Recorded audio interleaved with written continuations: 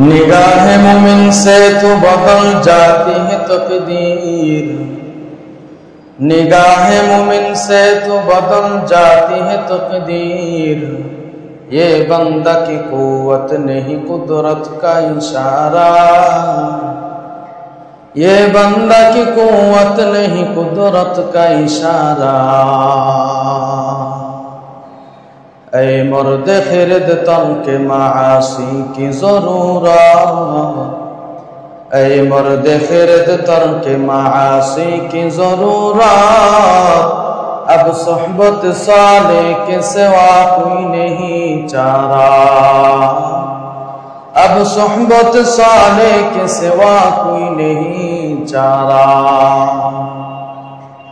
मरदूद है पीछे हमें खबर नहीं लेकिन, मरदूद है पीछे हमें खबर नहीं लेकिन। एक वक्त में हालांकि जो आमान है सारा, एक वक्त में हालांकि जो आमान है सारा। ओ मुसलमान ईमानदार गुलाम, আল্লাহ পাক রব্বুল আলামিন তোমাকে আমাকে কেমন মুহাব্বত করেন জানো? দুনিয়ার জিন্দেগিতে আল্লাহ তাআলা তোমাকে আমাকে পাঠাইলেন, কোটি কোটি নিয়ামত দিয়ে আল্লাহ পাক পাঠাইছেন।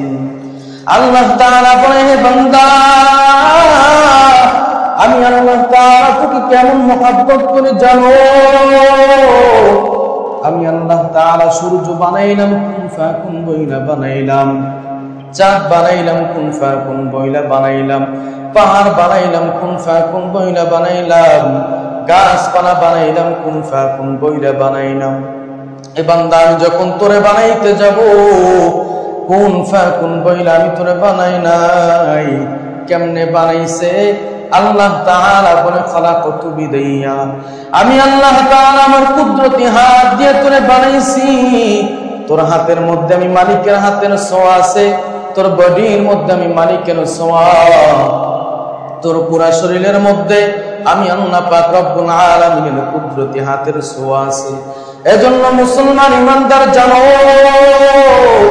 তুমি আমি যখন আল্লাহ তাআলা থেকে বিমুখ হইয়া গুনার দিকে তুমি আমি যখন ধাবিত হই, আল্লাহ তাআলা তখন মায়া করে আফসোস করে ডাক দেয়, আইয়ুহাল ইনসান মা গাররাকা বিরাব্বিকাল কারীম। হে মানুষ, কে আমি কারীম রব থেকে তোকে সরায়া দিল, দূরে সরায়া দিল? কে তোকে বিমুখ করিয়া দিল? আমি আল্লাহ পাক রব্বুল আলামিন তোকে কত মায়া মুহাব্বত করে বানাইলাম। এজন্য মুসলমান ইমানদার, আল্লাহ পাক রব্বুল আলামিনের নিয়ামতের শুকরিয়া আদায় করা, গুনার কাজ ছেড়ে দাও, নাফরমানি ছেড়ে দাও রে বান্দা। আল্লাহ পাক রব্বুল আলামিন বলেন, বান্দা, সমস্ত মাখলুকের মধ্যে মানুষ আমি আল্লাহ পাক রব্বুল আলামিন তোকে শ্রেষ্ঠত্ব দান করেছি। এ মানুষ, তুই জানো আমি আল্লাহ পাক রব্বুল আলামিন জানা দিলাম, লাকাদ খালাকনাল ইনসানা ফি আহসানি তাকওয়িম। আল্লাহ তাআলা বলেন, ইনসান মানুষ বড় সুন্দর। এবার চিন্তা ফিকির করিয়া দেখো, আল্লাহ পাক রব্বুল আলামিন কত মাখলুক বানাইলো।